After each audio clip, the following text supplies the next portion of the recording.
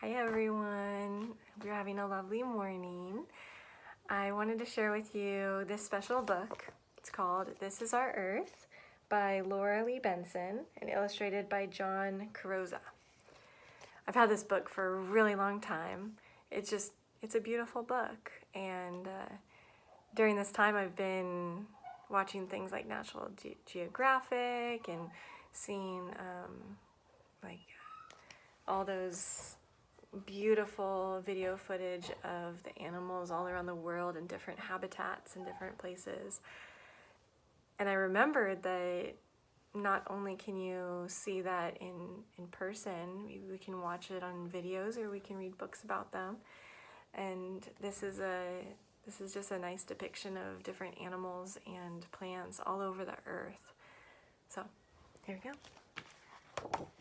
I'm gonna go through it twice. The first time I'll read it because it's a beautiful poem, and then I'll read the information underneath. This is our earth to cherish and love, to clean and protect, to take care of. From the mountains so high with the rugged terrain to the valleys below and the green grassy plain. From the tall wooded forests with their towering trees to the fish, whales, and dolphins that live in the seas. From the deserts of sand where the tall cactus grow to the cold Arctic north with its glaciers and snow. From the rainforest where the wild parrot calls near the swift flowing rivers and lush waterfalls. To the wide open prairies where elk can be found and thousands of prairie dogs that live underground. From the shimmering lakes where flocks of geese swim and the blue jay keeps watch from a lofty tree limb. To the farms in the country where cows graze on hay and the parks in the cities where children play. So take a good look, and I think you will find that this beautiful earth is one of a kind. Let's do our share to lend a hand to preserve all we have in this wonderful land. Okay, now I'm going to read the captions because it's really nice what they write. So many people live on Earth, and there are more of us each year. In order for us all to live in a healthy and prosperous way, we must share and carefully protect Earth's natural resources, the air, water, land, and food supplies.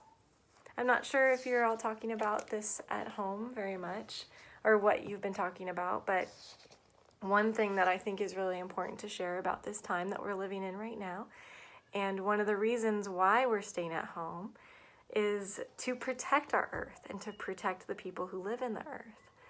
And we're all working together right now, all the people in the world, not just the United States, but people all around the world, to help protect each other, to keep everyone healthy and safe. So we're staying at home where we're nice and cozy to work together. I think it's a beautiful, beautiful thing. Beautiful. Located high up in the Rocky Mountains, the Continental Divide is the imaginary line that separates eastern rivers from western rivers. Eastern rivers flow into the Atlantic Ocean or the Gulf of Mexico. Western rivers flow in the Pacific Ocean.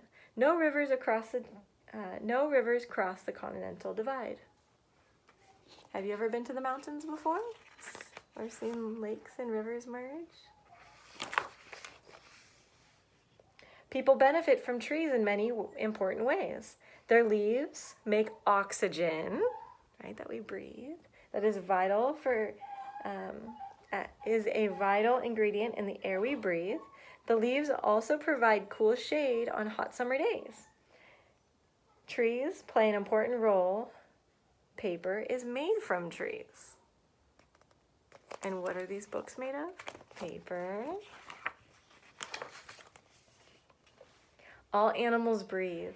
Like human beings, whales and dolphins have lungs, so they must come to the water's surface to breathe air. Fish breathe underwater by using their gills to filter oxygen from the water. Deserts are dry. They receive less than 10 inches of rain per year. We may think of deserts as vast stretches of land covered by sand. The majority of the world's deserts are not carpets of sand, but are covered with gravel, stones, and scattered boulders. It's kind of nice to go back onto these pages and hear more of the information. The largest glacier on Earth covers an area of land bigger than the United States.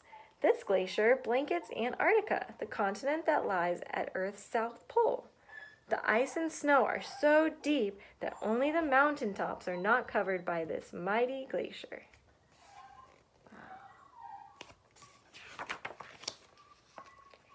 The greatest variety of plants and animals found anywhere on Earth is in rainforests. Living conditions are ideal for plants and animals because there is an abundance of sunlight, rain, and food. Rainforests receive 160 to 400 inches of rain per year. Do you remember how much rain a desert receives? That's a lot of rain. And we thought we were going to get a lot more rain than we did. I love the rain. The prairie is sometimes described as a sea of grass. There are more grasses than any other form of plant life on the rolling prairie lands. Big blue stem is a species of prairie grass that grows 6 feet tall. That's taller than most people. Little prairie dogs. When birds fly south every year as the weather turns cold, they follow the same flyways, paths in the sky. No one knows for certain how birds find their way, but we think they use the sun and stars and landforms like coasts, rivers, and mountains to guide them on their long journey.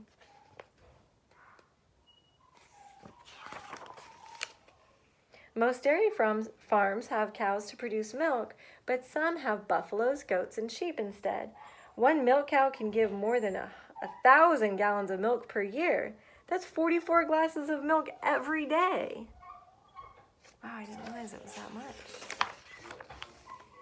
The Boston Common, a famous city park, became America's first public park in 1634, but it started out as a cow pasture. Yellowstone National Park in Wyoming was the world's first national park, established in 1872. Look closely at the sand. It is really tiny pieces of rock. Most sand is light brown, but there is white sand in Florida and green sand in Hawaii. In other places, you can find beaches that have black volcanic sand. The Earth has many natural wonders, such as the Grand Canyon in Arizona. At one place, the Grand Canyon is 5,500 feet deep. That is deep enough to hold the world's tallest buildings four tallest buildings stacked one on top of another. That's really tall. Each of us must help in our own way each day to keep the land we live on clean and beautiful. Please throw litter in the trash can. Wherever possible, recycle glass, paper, metal, and plastic. Learn what else you can do to help. Do you all recycle? Do you all reduce the amount of trash that you create? These are some things that are helping the environment too.